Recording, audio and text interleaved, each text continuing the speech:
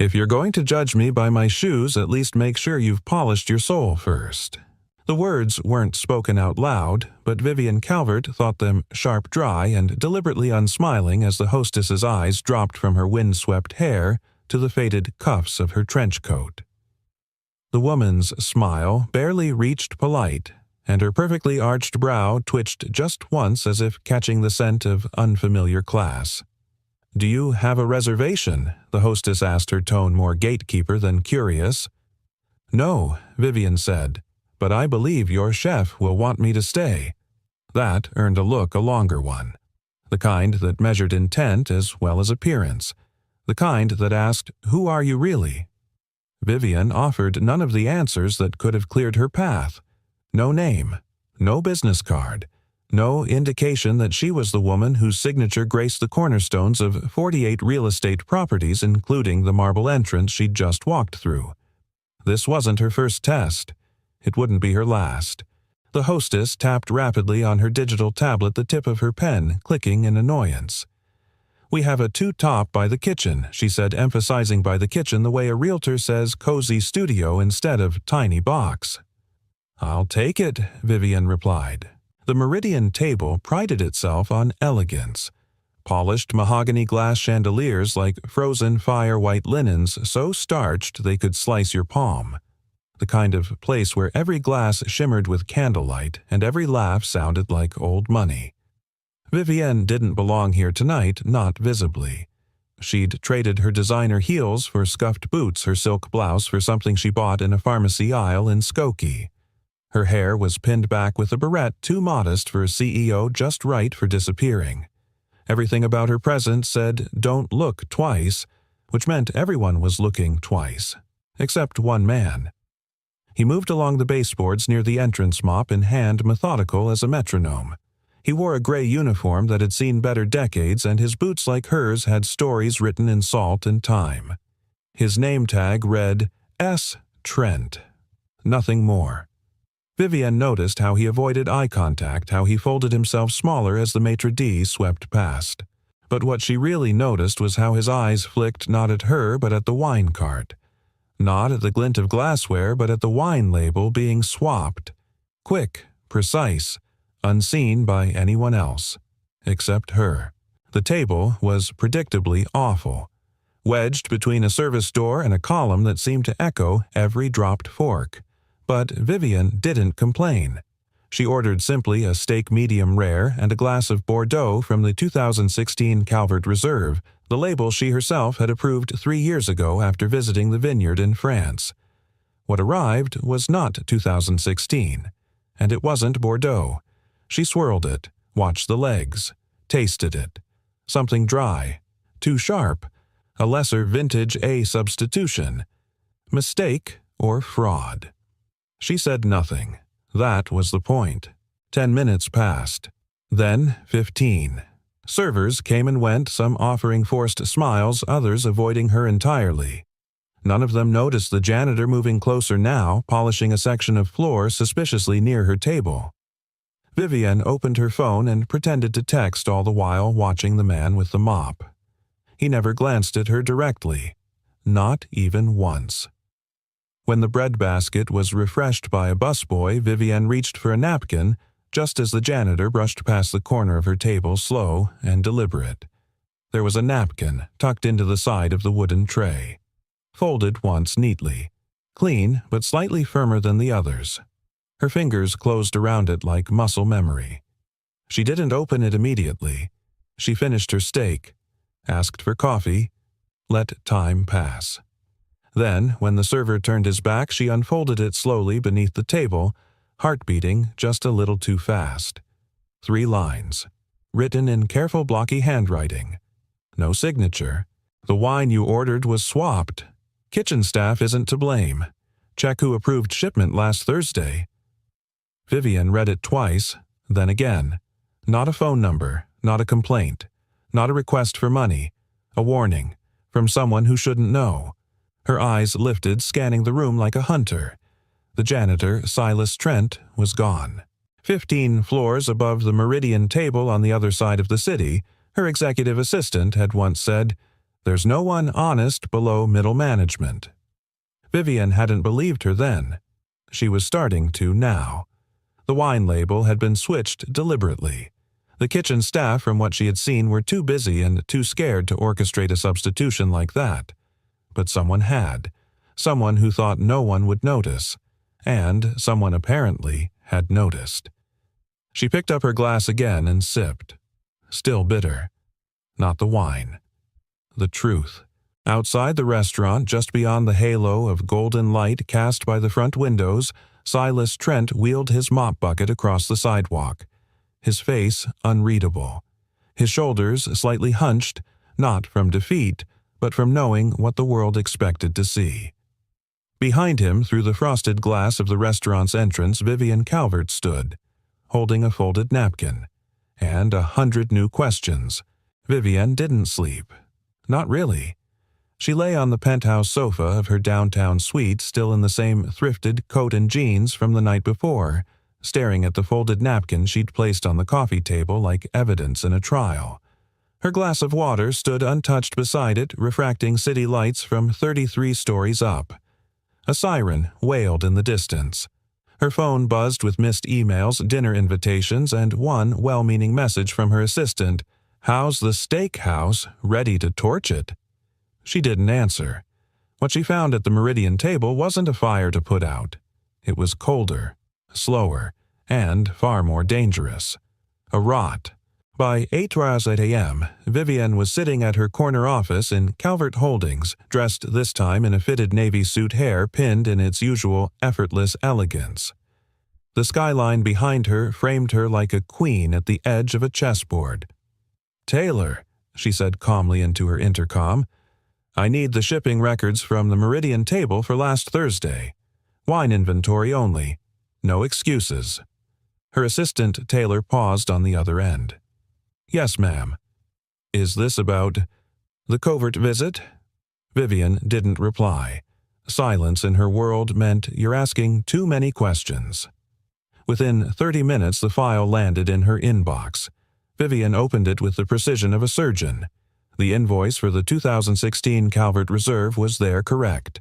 The scanned signature of the general manager was there also correct. But the supplier, wrong. The distributor listed was Northwing Distributions, LLC, a name she'd never authorized. She picked up her phone again and dialed the head of her procurement division. "Calvert," the man answered, chipper and oblivious. "Didn't expect you this early. Have we ever worked with Northwing Distributions?" she asked, skipping pleasantries. No, that's not one of ours. I don't even think they're in our system." Vivian leaned back, eyes narrowing. "They are now." By mid-morning, the pieces were beginning to align in troubling ways. The distributor was real, but barely. Registered to a P.O. box in Aurora, Illinois. No website. No public-facing contacts.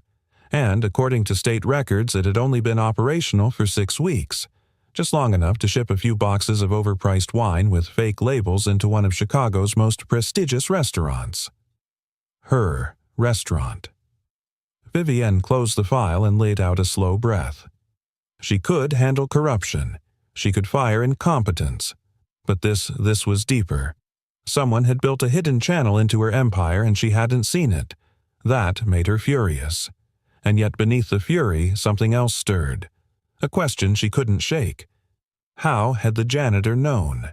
She returned to the Meridian table that evening. This time, not in disguise. Her driver opened the door and the valet nearly tripped over himself. Inside, the hostess recognized her immediately and turned white. "Ms. Calvert." "Welcome, if we'd known." "You didn't need to know," Vivian said. "Is Gregory in? I'll get him right away." Gregory Finch, the general manager, approached moments later, all polished teeth and cologne.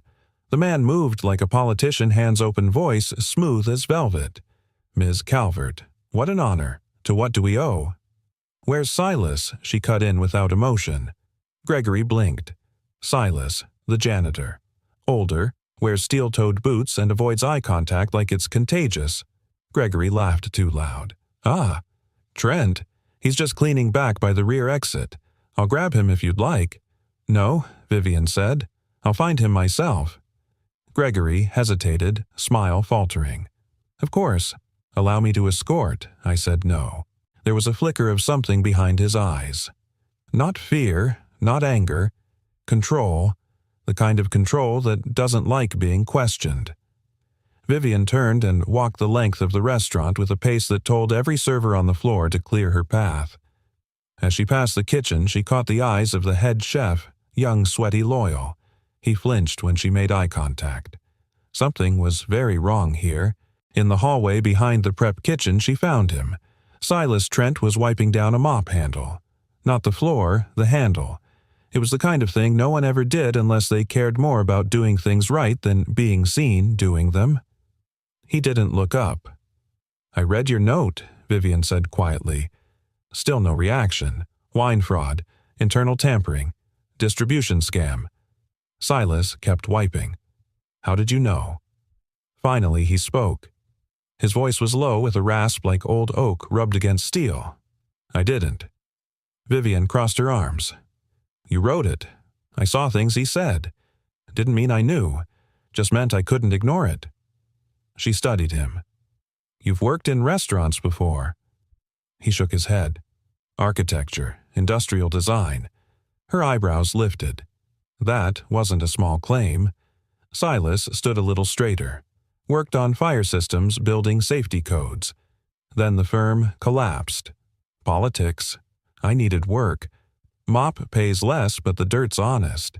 Vivian felt a slow chill run down her spine. It wasn't just the content of his words, it was how he said them. Without agenda, without hope.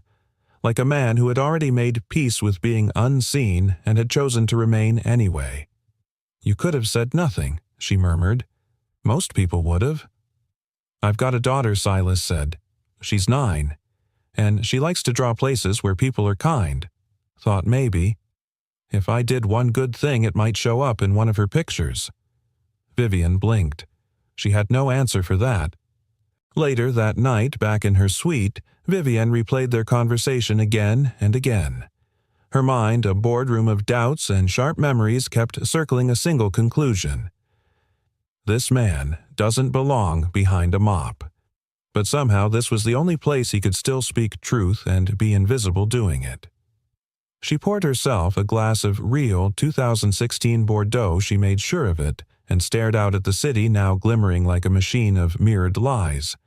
And in the quiet, she whispered, "I think I just met the only honest man left in this company." The second napkin came without warning. Vivian didn't notice it at first. She was too distracted by the way Gregory Finch smiled during the staff huddle that afternoon, too wide, too polished, too precise. A man who smiled not to reassure, but to distract, to redirect. After her conversation with Silas the night before, something had shifted in her vision. She wasn't just observing anymore. She was seeing. She saw the fake camaraderie in Gregory's claps on the back, the way servers flinched when he walked behind them, the way the chef's lips tightened each time he passed. And most of all, she saw how quickly everything changed when Silas walked through the back door that afternoon with his mop and his silence. Like dust in the air suddenly settling. Attention held in place by one man's refusal to play the game. Vivian sat again at the same table she'd used as her undercover persona, still dressed down, still invisible to everyone but him. No one questioned it. Not even Gregory, who now assumed she was some wealthy eccentric playing games. It was better that way. She waited for her drink, and when she reached for her silverware, she found it. Tucked beneath the edge of the placemat, folded twice crisp lines, exact corners, was a miniature blueprint of the restaurant's internal systems. Not a full schematic, but a hand-drawn segment of the electrical panel near the emergency exit. There were corrections in blue ink. And one line of text written in tight, slanted handwriting, staff door, "Override delay is tampered. In emergency evacuation will fail. Not a mistake." Vivian stared at it for a long time. By the time she lifted her head, the mop had disappeared, and so had the man behind it. At 9:45 p.m., she slipped out the side door and called her personal security consultant. "Greg, I need a walkthrough. Quiet, no uniforms. Don't log it in the company system. A beat. Is this about the steakhouse again? No, she said. It's about who survives if someone sets it on fire. He didn't ask anything else. 2 hours later, they met in the alley behind the Meridian table. Greg was ex-military, ex-cynic, and ex-husband of one of her cousins. But he was good, brutally efficient. She handed him the napkin blueprint. He whistled low under his breath. This is legit. Whoever sketched this knew their way around commercial evacuation systems. Check it, she said, tonight, before it loops into PR headlines. They slipped inside through a service door Silas had wedged open with a worn brick. The cleaning crew was gone. Only the hum of refrigeration units and the soft flicker of hallway lights kept them company. Greg took a look at the door override panel behind the kitchen. Damn. He's right. Delay's been extended by 22 seconds. That's enough to bottleneck an entire staff corridor if there's a fire in the dining room. Vivian's throat tightened. Can you trace who did it? Greg shook his head. Not unless you have access logs from the last 3 months, and something tells me the ones you'll get won't be the real ones. He turned to her face, serious now. Vivienne, this isn't incompetence. This is sabotage. Someone's building an insurance trap or worse. She exhaled slowly. We fix it. Quietly. He nodded. And the janitor. He stays exactly where he is. The next morning, Vivian stood by the window in her office, staring out at the city while her assistant read out the internal report. No employee ever submitted a maintenance request for that override. No documentation on file. But the system definitely had changes logged 4 times in the past 2 weeks, all from terminals inside the management wing. Vivian nodded once, and the supplier for that override tech A company based in St. Louis, used by only 4 restaurants in our chain, all of them managed by Gregory Finch, she finished. Taylor looked up startled. You already knew Vivian's voice was calm. No, but I believed a janitor more than a man in cufflinks. That evening, she returned to the restaurant not to eat, but to sit. Watch. Wait. She ordered water, no food, just a clean napkin. At 6:32 p.m., Silas passed by her table with his mop, his eyes scanning the baseboards, the lighting above, and the spacing of the emergency signage. He didn't say a word, but before leaving the table he leaned in barely and whispered, noticed something else. Found tape residue near panel locks. Then he walked away. She wanted to ask. She wanted to interrogate. But something in the way he moved made her stop. Silas wasn't trying to impress her. He wasn't trying to get promoted. He wasn't even trying to be right. He was just trying to protect something. Vivian stared after him and remembered what he'd said the night before. Mop pays less, but the dirt's honest. She picked up the napkin, folded it once, and tucked it into her purse. Then she looked around the room again, and for the first time she didn't see a restaurant. She saw a stage, and somewhere in the wings someone was waiting for the curtain to fall. In her car that night, Vivian called Taylor. I need access to all employee contracts Gregory Finch has signed in the last 60 days. Hiring vendors, everything. Yes, ma'am. Anything else? Vivian paused, then added, and pull Silas Trent's file. Taylor hesitated. There isn't much on him. Basic wage, no references. Just one line in his original application that stood out. What line? Taylor read it slowly as if double-checking the phrasing, I clean what others leave behind. Vivian smiled. Tell HR I want to increase his hours, and double-check who's been watching the cameras lately. That night, as she finally lay down in bed, Vivian placed the second napkin beside the first. 2 pieces of paper. 1 broken system. And somewhere at the center of it, a man with calloused hands, steel-toed boots, and a blueprint mind was quietly cleaning up the mess everyone else pretended wasn't there. She turned out the light and whispered to the darkness, I don't think he's just a janitor anymore. The first time Vivian saw her, the little girl was humming. Not loudly, just a quiet tune under her breath like she was stitching the notes together with crayon strokes.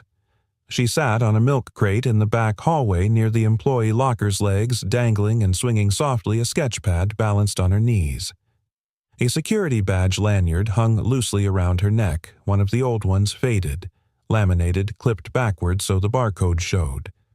It looked like a child's idea of a disguise, but what startled Vivian wasn't the child herself. It was who she was humming to. Silas. He knelt beside her, tightening a valve on a mop bucket, his expression calm. Not a smile, not even a glance. But something about his presence, the stillness, the gravity, made the hallway feel more like a cathedral than a restaurant's back corridor. The girl didn't seem to notice Vivian approaching. "I made her neck too long," the child murmured, tilting her head. Silas didn't answer, just gently turned the page. Vivian cleared her throat. The girl looked up. Her eyes were wide, the same clear gray as fog over a lake at dawn. She couldn't have been older than 9. "Oh, hi," she chirped. "You're the lady who always sits alone." Vivian blinked. Yes. I suppose I am." "I drew you." The girl flipped the sketchpad around with both hands proudly. Vivian leaned down. There it was, her. The figure in the drawing wore a coat, 2 large sunglasses perched in her hair, one hand resting on the table, the other holding a fork. But it wasn't the detail that struck Vivian. It was the eyes. In the drawing, her eyes were watching something. Or someone. She glanced at Silas. He had returned to adjusting the mop handle, unfazed. "She draws what matters," he said quietly, "even when no one's looking." Vivian looked back to the girl. "What's your name?" "Ellie," the child beamed. "My dad says names aren't as important as how you use your voice. I'm still figuring that part out." Vivian smiled, despite herself. "Your dad's a wise man." Ellie nodded. "He says I got my crayons and he's got his silence. We both draw what others ignore." Vivian stood there for a long moment, feeling something shift in her chest. A thread pulling taut, quiet, invisible, undeniable. Ellie flipped another page and murmured, "I don't draw liars, just people who feel kind of true." Vivian glanced once more at Silas, who finally met her gaze, and in that single look something passed between them. A recognition, not of roles or status, but of weight, of what it meant to carry truth alone. Later that night, Vivian returned to her table in the dining area, her usual, now apparently. It had become the unspoken ritual. She would order something small tonight, just a cup of lentil soup, and wait. She didn't expect anything, but she hoped for something.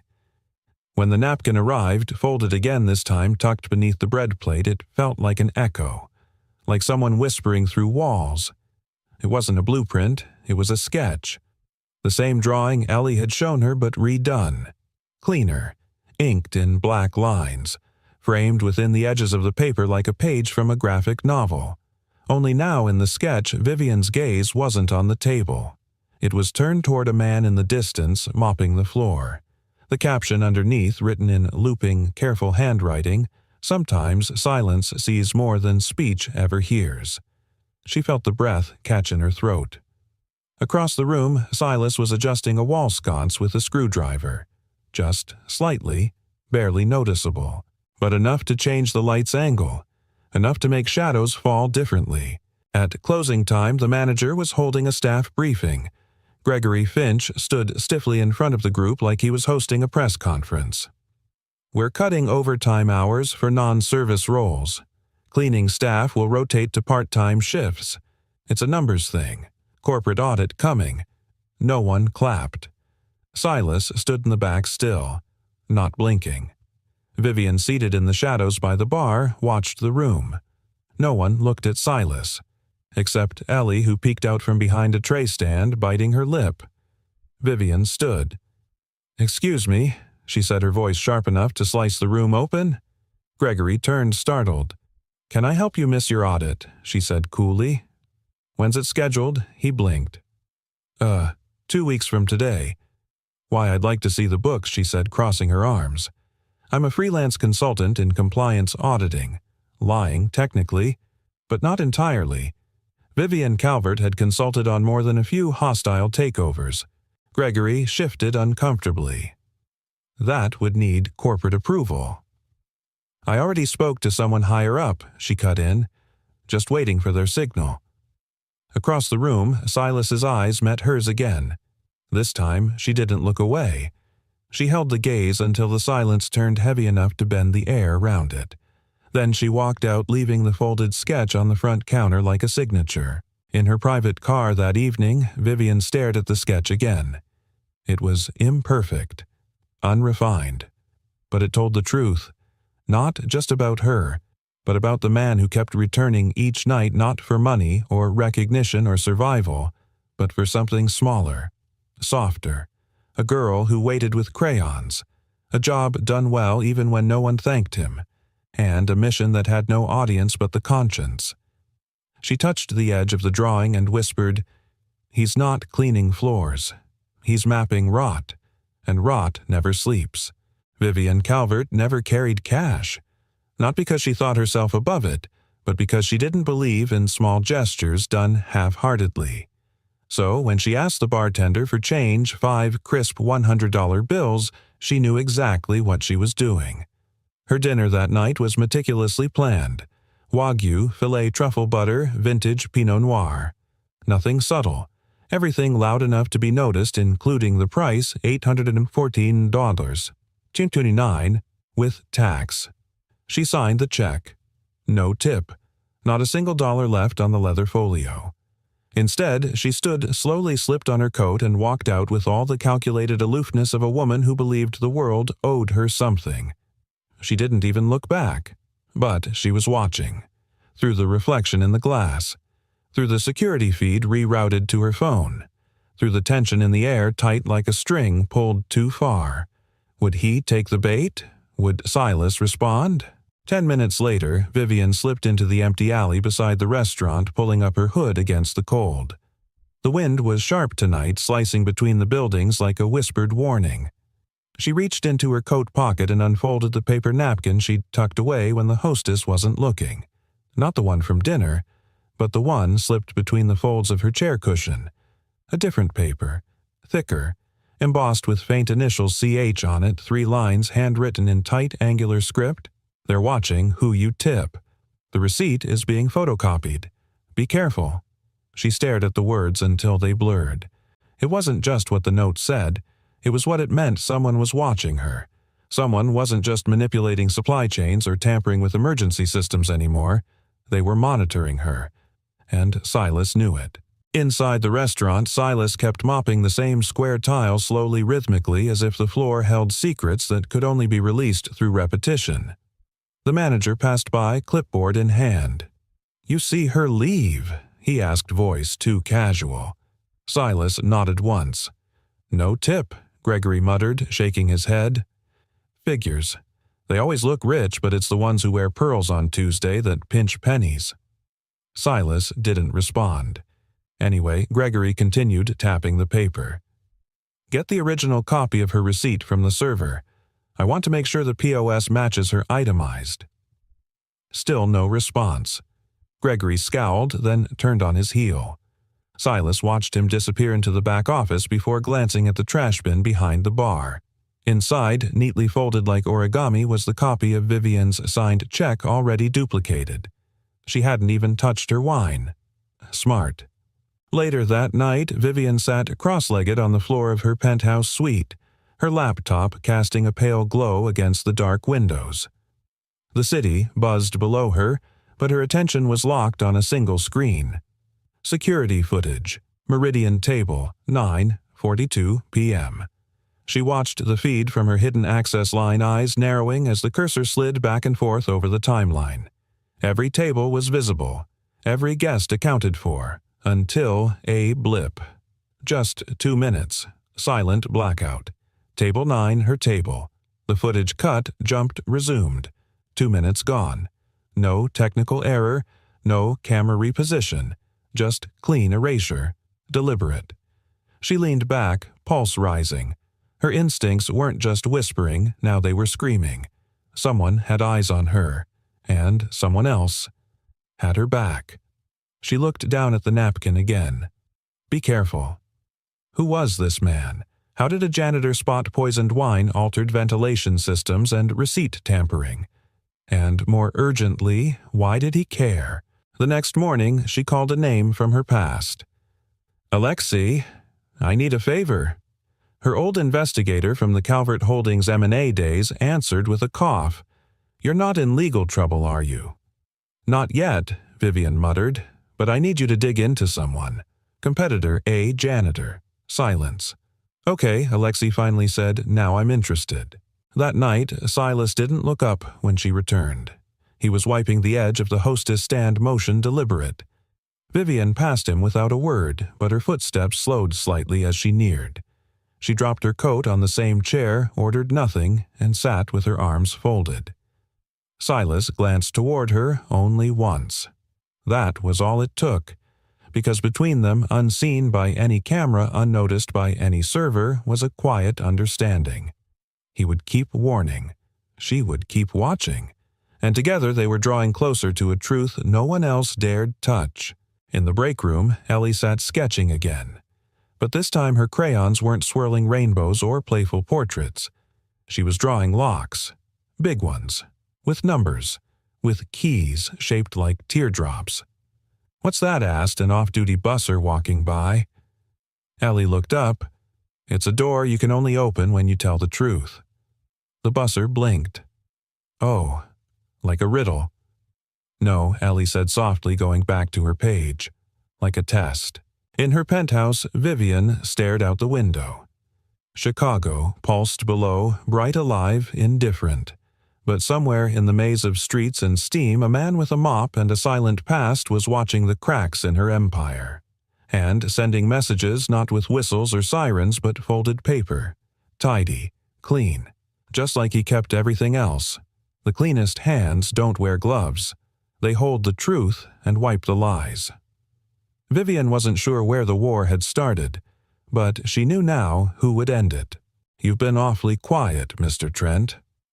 The office door clicked shut behind Gregory Finch as he leaned against the mahogany desk arms, folded a slow, smug smile spreading across his face.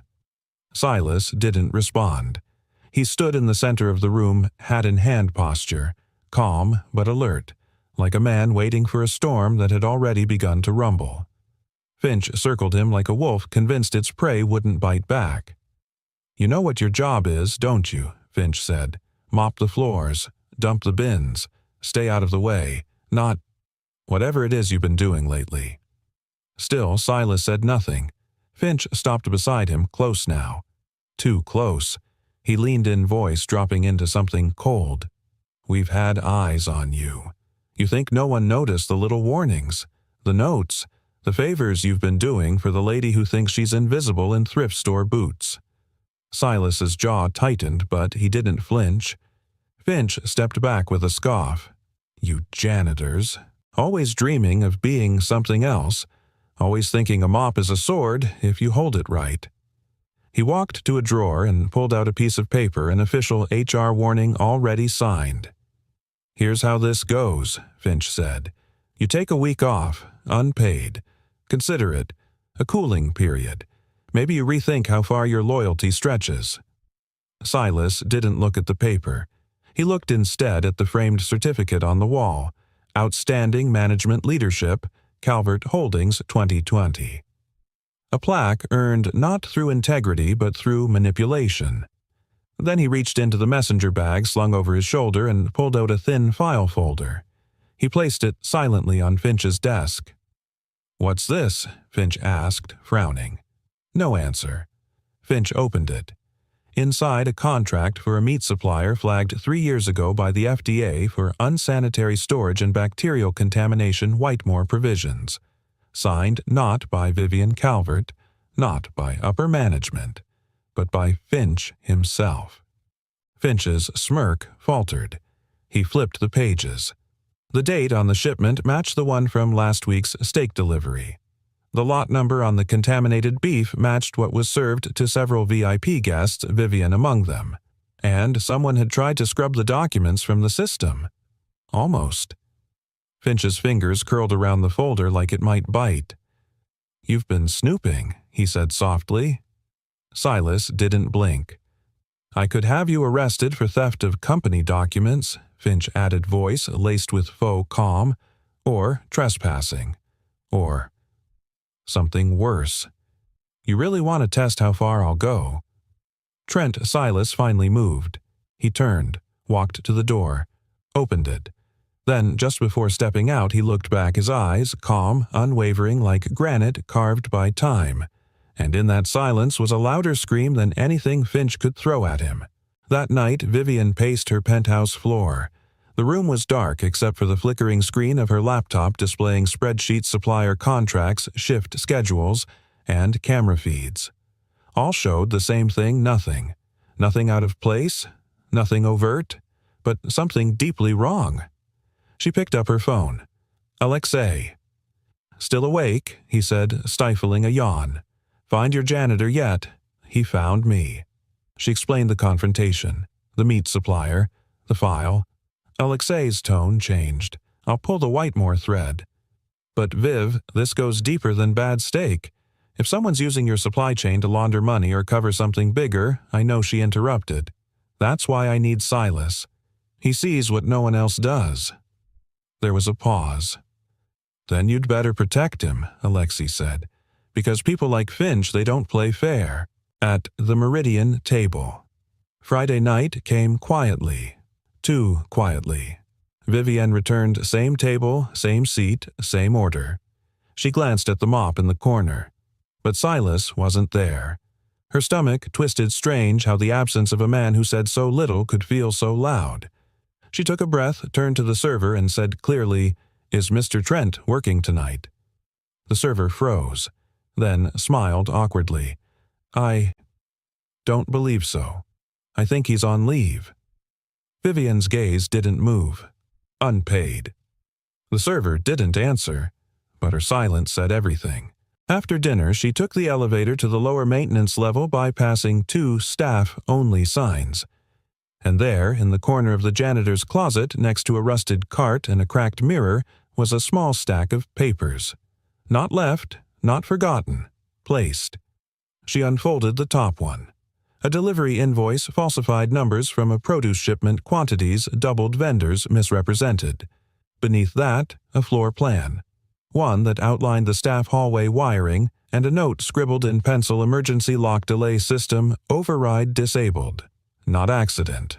Her blood went cold. A fire alarm wouldn't trigger a full unlock. The staff would be trapped. Guests could evacuate. Employees collateral. Vivian exhaled sharply. Silas wasn't snooping. He was trying to prevent something. Across town, Silas sat at a diner booth, Ellie beside him, coloring silently on a napkin. Her fingers moved gently, drawing 2 stick figures, one tall, one small, standing beside a door. Above the door, in child's handwriting, she wrote, "Truth Room." "Daddy," she asked softly, "are we ever going back to the fancy restaurant?" Silas watched her for a moment, then reached over and gently adjusted her crayon. "We might," he said. "Will the mean man be there?" she asked. Silas's eyes darkened for just a moment, then softened. "No," he said. "Not for long."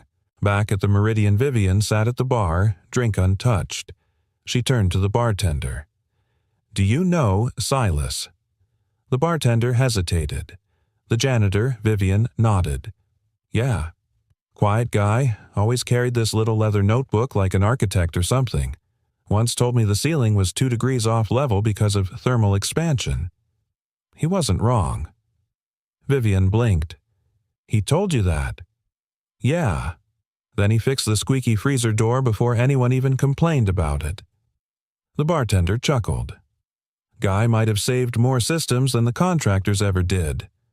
Don't know why, he's just cleaning." Vivian set her glass down. "I think he's been doing more than cleaning." The next morning, she sent a single message to her board assistant: prepare a private audit.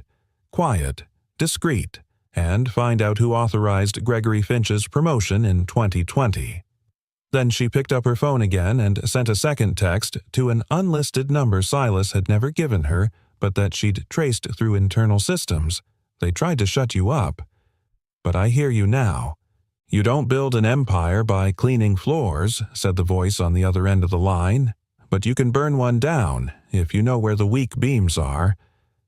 Vivian sat at the window of her high-rise office, Chicago's skyline glittering like it was trying to distract her from what she had just learned. But it couldn't. The more she dug, the clearer the pattern became. Silas Trent wasn't the problem. He had been the warning, and she had almost missed it. It started with a name, Whitemore Provisions. But by noon, that name had spiderwebbed out across a dozen other aliases. Shell companies. Contracts backdated and triple-signed. Everything seemed legal at first glance, but only if you weren't really looking. Vivian was now really looking. Alexei sent a voice memo. You're not just dealing with price fixing or contaminated steak. These suppliers are being used to inflate invoices, wash funds, and pocket the margins. Internal, coordinated, protected. Someone high up made this invisible on purpose. Her stomach clenched. Calvert Holdings wasn't just bleeding. It was being bled. By its own people. She called in her chief compliance officer. The woman looked nervous just sitting down. I want everything Vivian said. Every food vendor we've used in the last 2 years. Safety records, invoices, shipment logs, background checks.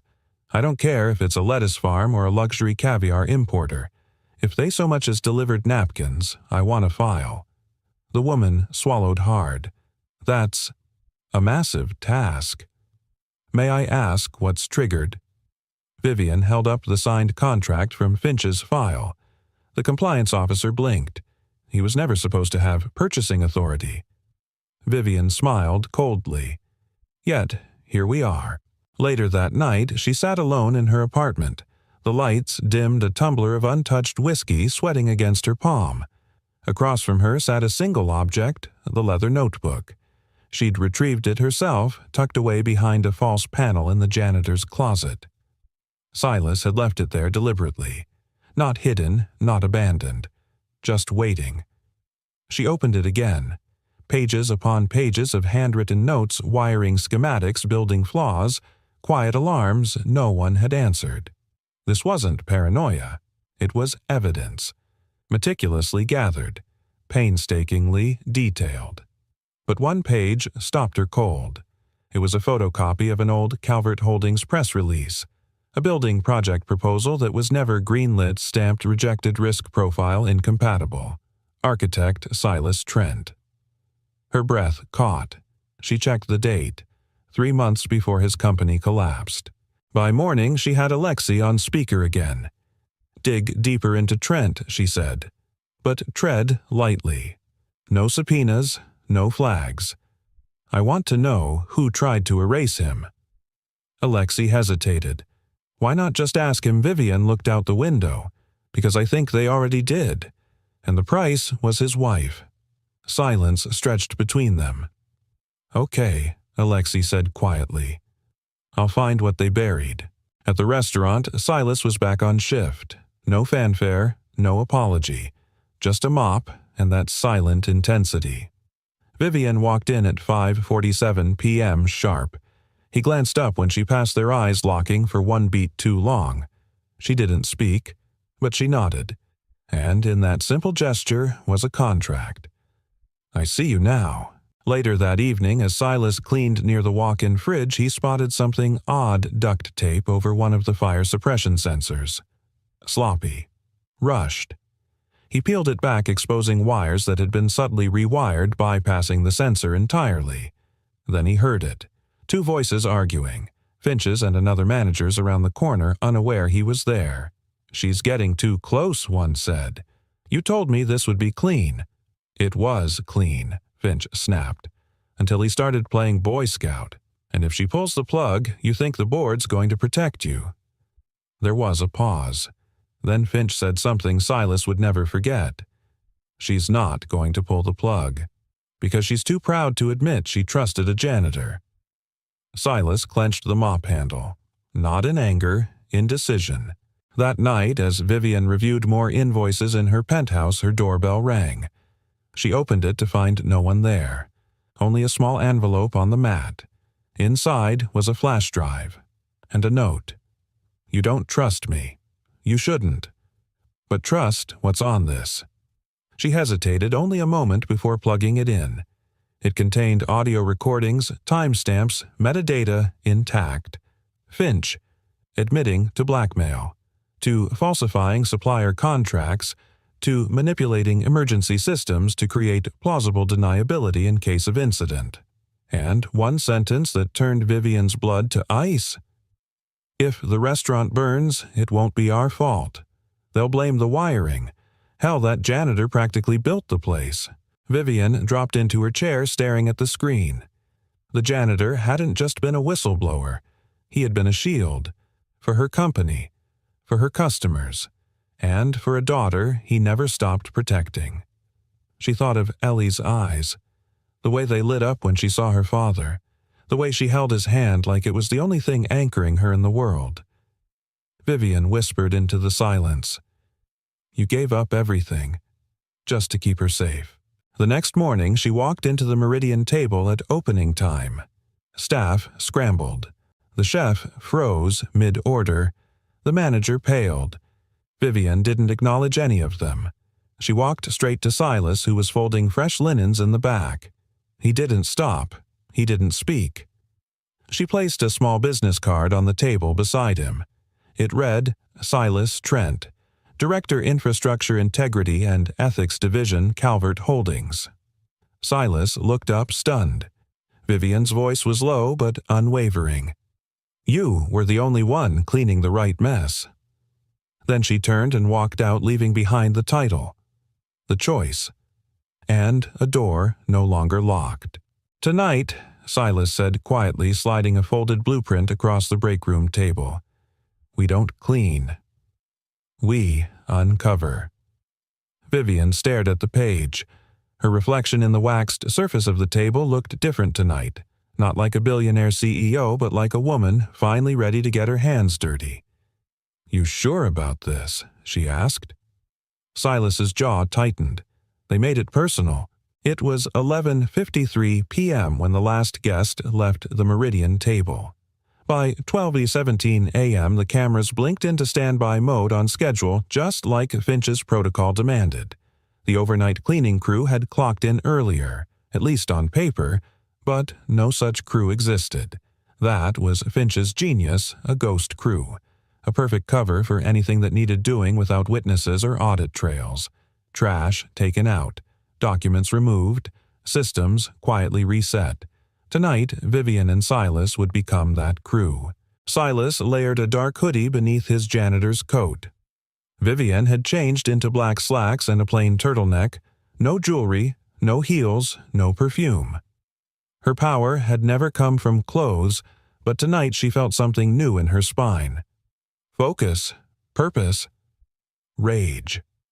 They slipped through the loading dock's service corridor, silent shadows past chemical drums and half-lit signs, then through a back stairwell that led up to the second-floor manager's suite.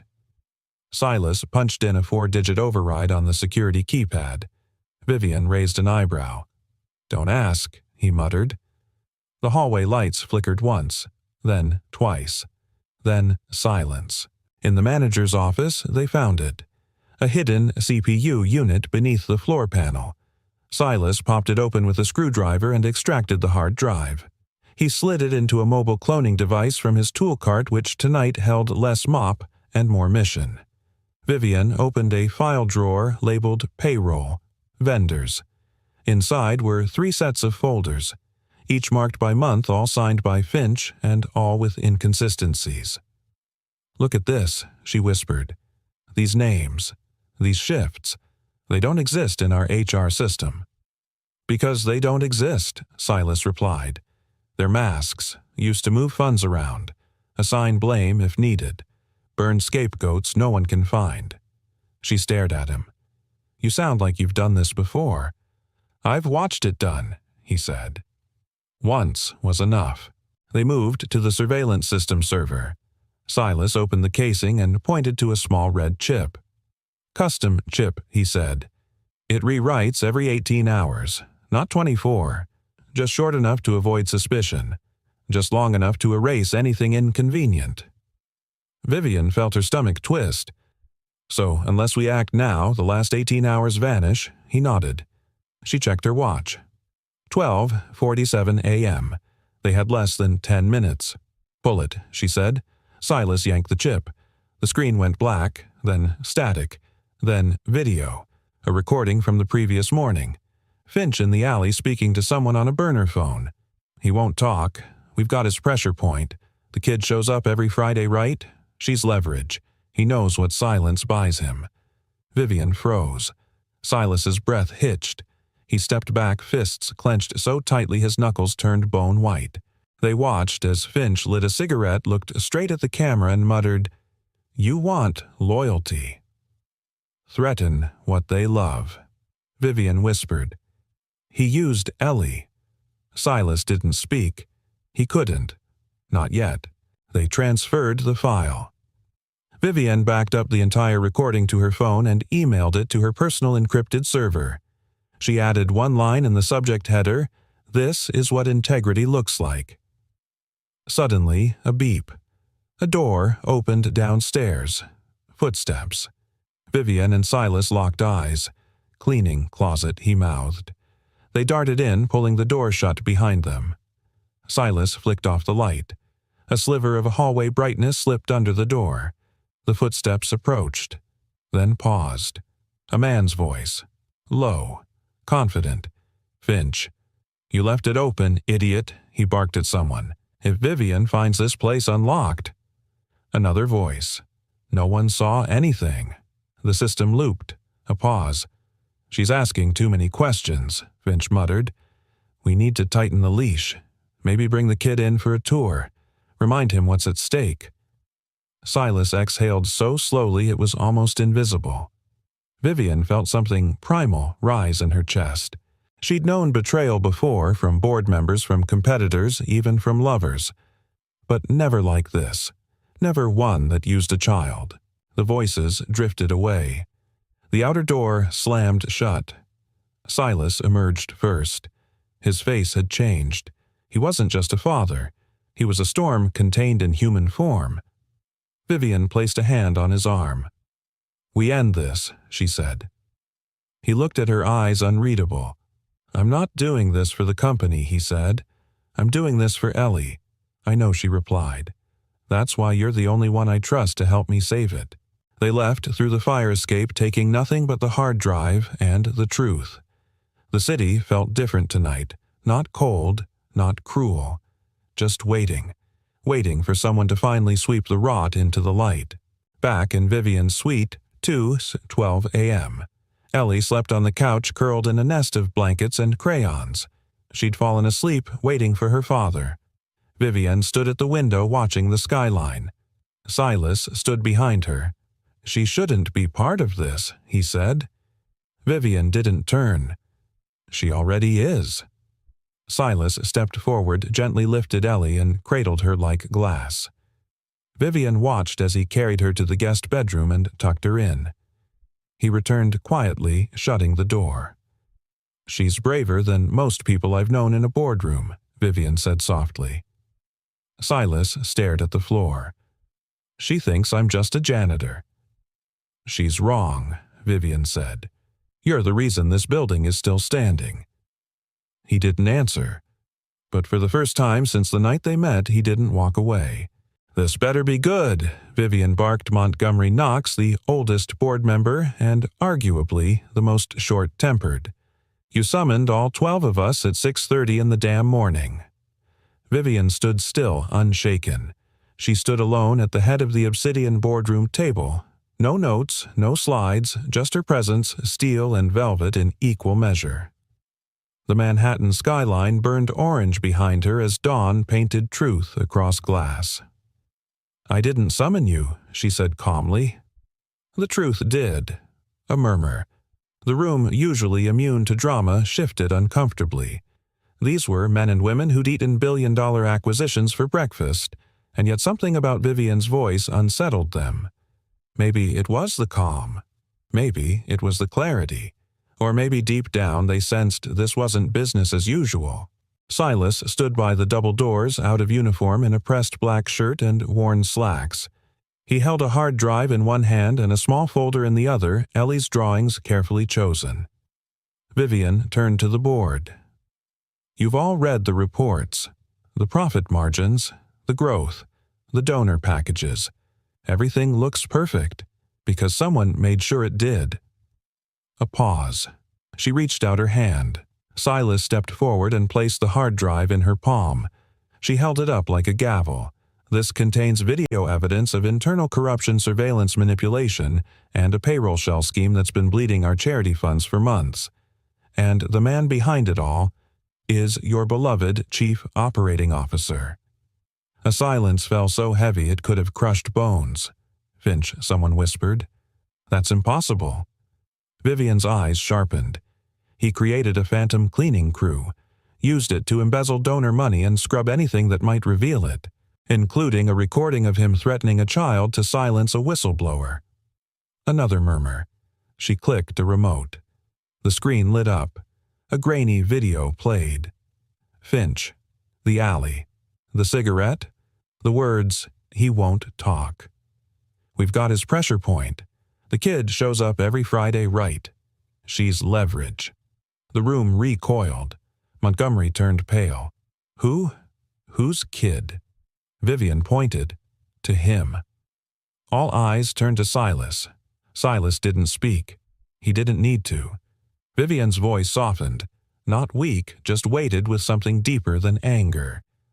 Silas worked here for 18 months. No resume. No degree. Just a mop and a daughter. A daughter, Finch decided, was disposable. She opened the folder and began laying Ellie's drawings across the table one by one. A picture of the service hallway, the storage room, the red surveillance chip, a sketch of Finch drawn from memory captioned in bubble letters, the man Daddy told me not to talk to. Tears prickled at the edge of one board member's eyes. She's 8, Vivian said. She saw more truth than half of us sitting here. One woman, Dana Merrow, head of philanthropy, stood. I warned Finch about those backdoor contracts. He said they were expedited efficiencies. I should have known. You weren't the only one misled, Vivian replied. But now we decide whether we stay blind or act. Montgomery scowled. You're asking us to believe a janitor's word over Finch's. Silas finally spoke. No, sir. I'm asking you to believe your own eyes. He stepped forward and placed a small audio recorder on the table. Finch confessed to me. Said no one would believe a mop jockey with a kid. He was right until now. Vivian added, We've already sent everything to legal. He's been detained by internal security and will be escorted by NYPD shortly. All charges are in process. But that's not why I called this meeting. A beat? I called it because I resign. The room exploded. You can't. You just exposed corruption. She raised a hand. I resign. As the CEO of Appearances. Silence again.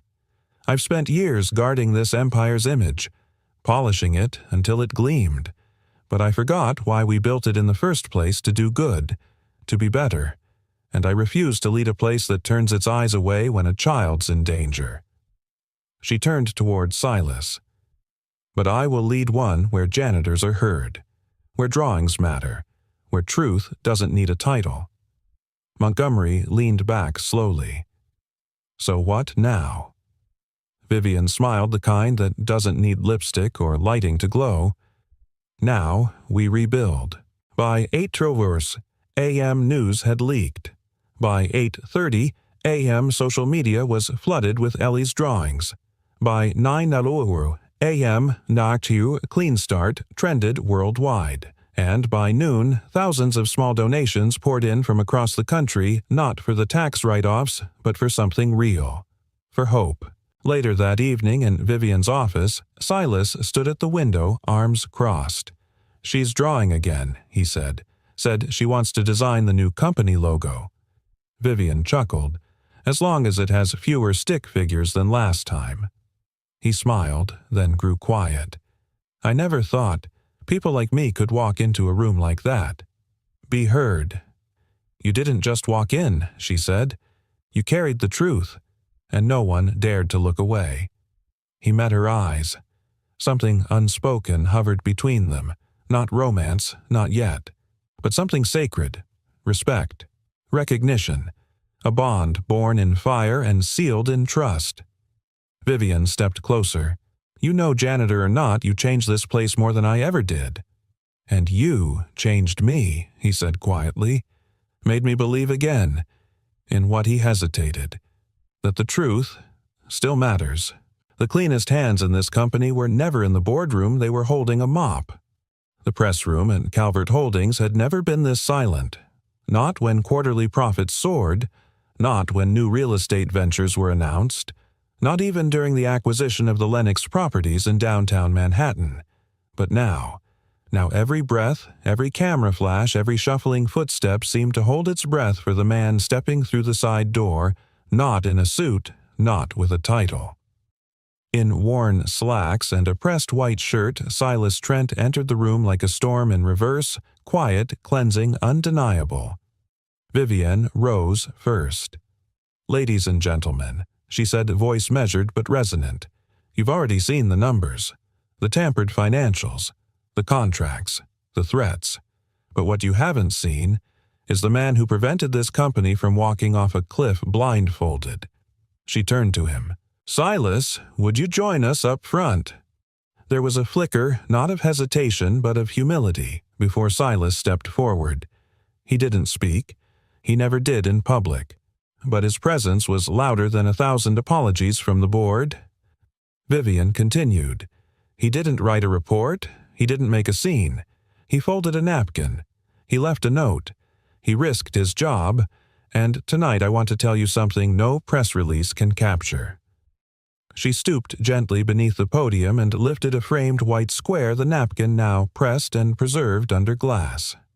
"I keep this in my office now, because every empire forgets at some point that the floor it stands on has to be cleaned by someone, and sometimes the one doing the cleaning sees more than those of us at the top ever could."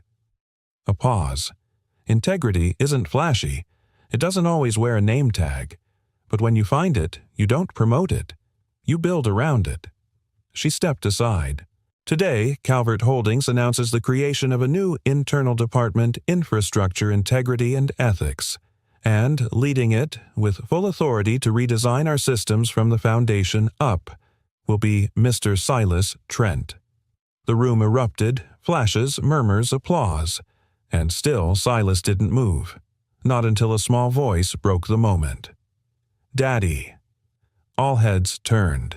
Ellie stood near the media risers in her school uniform, holding something behind her back. Vivian smiled and nodded gently at the girl. "Come on up, sweetheart." Ellie walked across the stage like it was a bridge she built herself. When she reached her father, she reached into her backpack and pulled out a drawing. Crayon on cardstock. It showed 3 people. One woman with a clipboard, one man with a mop and a cape, and one girl standing in between them holding both their hands. The caption said, "Real heroes don't wear suits. They wear trust." Silas knelt. Ellie whispered something only he could hear. He closed his eyes for a long second. Then, for the first time since he was escorted out of his former firm 7 years ago, Silas stood before a crowd and spoke. His voice was low, rough, but it held. "I used to build skyscrapers," he said, "the kind with helipads and marble lobbies, but none of them stood as tall as this moment." The room held still again. "I lost everything because I raised a red flag once. People told me to stay quiet, said the system would correct itself. It didn't." He looked to Vivian, but she listened, not to the loudest voice but to the smallest signals. A sketch, a system error, a little girl's drawing. He looked down at Ellie, then back at the crowd. "I'm not here to clean up after anyone anymore. I'm here to build something clean from the start." Another pause. A breath. You don't need to be loud to be right. You just need to keep showing up, mop note daughter and all. The applause this time wasn't polite. It was thunderous. Later that evening, the boardroom was empty again. But the energy hung in the air like the final note of a symphony. Vivian poured 2 glasses of ginger ale and slid one across the table toward Silas, who had returned to his usual silent self, but there was something different in his posture now. Not taller, just freer. She tapped her glass against his. "To Builders," she said softly. He gave her a small nod, then reached into his pocket. A new napkin. Folded carefully, he slid it across the table. Vivian unfolded it and read aloud. Clean doesn't just mean tidy, it means honest. She looked at him, eyes glinting with something deeper than admiration. "You know," she said, "you've changed the way I see this company." Silas gave her a look, part amusement, part challenge. She leaned back in her chair. "I came here to test someone," she said slowly. "But I think I was the one being tested." Silas didn't reply, but the corner of his mouth curled just slightly as if to say, "Exactly." And from the far side of the room, Ellie peeked through the glass, her face bright as a firefly, watching her father take his seat finally, not just at the table, but where he always belonged. A year later, the Meridian table stood taller than ever, not in height, but in soul. The building hadn't changed much on the outside. Same polished glass, same signature bronze handles at the front doors. But inside, something was different. Not louder, just cleaner. Near the host stand, tucked beside a softly lit marble wall, hung a small glass case. No one passed it without noticing. Some paused, some smiled, a few even teared up. Inside it, a single folded napkin, carefully preserved, elegantly framed. 3 lines handwritten in blue ink. The wine you ordered was swapped. Kitchen staff isn't to blame. Check who approved shipment last Thursday. Above the case, a brass plate read, "The note that saved a company." Integrity isn't loud, but it always leaves a mark. That corner came to be known as the Corner of Honor. Staff touched the frame before every shift like a ritual. Guests whispered about it like a legend. But to one little girl, it was just Daddy's napkin. Ellie was the first one through the doors that morning, her black school shoes squeaking on the clean floors as she dashed toward the corner booth. Her backpack bounced one pigtail already half undone. "Vivienne," she called. From across the restaurant, Vivian Calvert, now freer, softer still, as formidable, turned from a staff huddle and smiled. Ellie launched into a hug with her usual flare arms around Vivian's waist. Guess what? Vivian knelt. The cafeteria ran out of mystery meat. Nope. You got another gold star. Nope. Vivian narrowed her eyes playfully. You're moving in and taking over my company.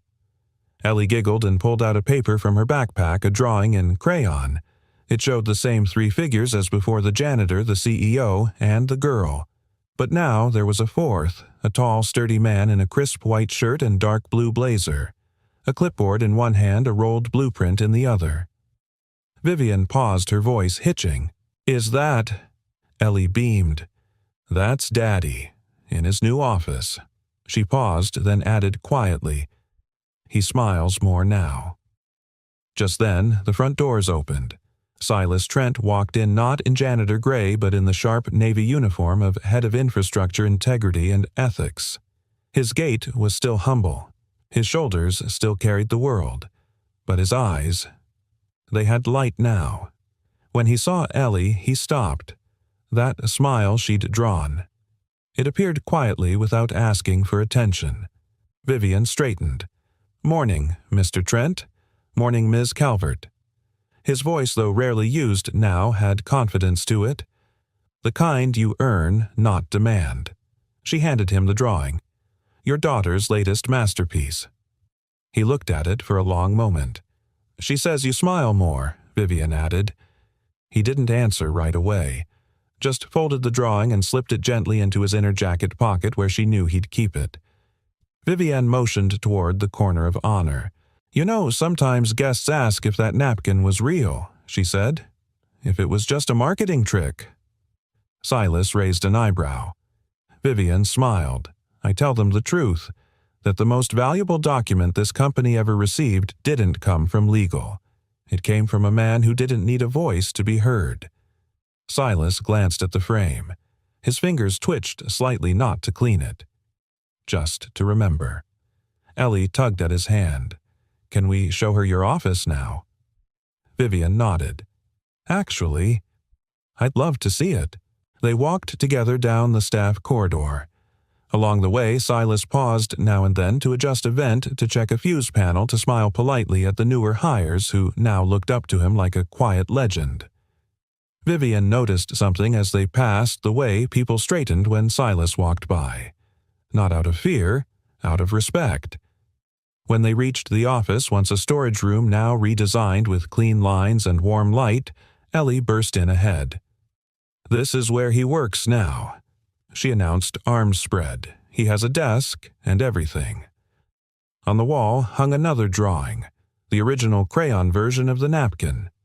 Ellie's first sketch of the woman who kept watching Daddy, and beside it a photo of the three of them taken at the scholarship announcement ceremony. Vivian looked around. "You've made this space yours." Silas nodded. She turned to him softer now. "I meant what I said last year. You changed how I see everything. People, power, leadership." He didn't respond with words, only with a quiet gaze that said, "It wasn't just me." She added, "We've had cleaner books, better audits, safer buildings, fewer lawsuits, not because we built higher, but because someone finally looked beneath the floors." She took a breath, then looked him in the eye. "Silas," she said gently, "have you ever thought of joining the board?" He blinked. "I mean it," she continued. "We need your kind of truth at that table. Your kind of silence, the kind that makes people stop and really listen." Silas hesitated. Ellie, never one to wait, chimed in. "You always say, good builders don't rush, but you also say roofs shouldn't wait for the storm." Vivian raised an eyebrow, impressed. "She's quoting you." He chuckled, a sound so rare it felt like a song. Finally, he gave a small nod. "Let's talk." Vivian offered her hand. "Then let's build something honest. Together." He shook it. Firm. Steady. That evening, just before closing, a family of 4 walked by the corner of honor. The youngest child stared at the napkin and asked Mommy, "Why's that old napkin in a glass box?" The mother read the words aloud and smiled. "Because sometimes," she said, "a quiet man with a mop leaves behind more truth than 1,000 people in suits." The little boy paused. "Did he save the building?" "No, sweetheart," she replied. "He saved the people inside it. And maybe that's the real power of integrity. Not in the spotlight, not in the headlines, but in a folded napkin, in a child's drawing, in a quiet man who chose to do what's right when no one was watching. What did this story mean to you? Where are you watching from? Drop your thoughts in the comments below. We read every one of them, and your voice matters more than you think. If this story touched your heart, if it made you pause, reflect, or even smile, just a little, don't forget to subscribe for more stories like this one. We share powerful tales of courage, kindness, and the quiet heroes among us. And you're already part of this journey. Thank you for spending your time with us today. Until next time, stay kind, stay curious, and never underestimate the power of one quiet act.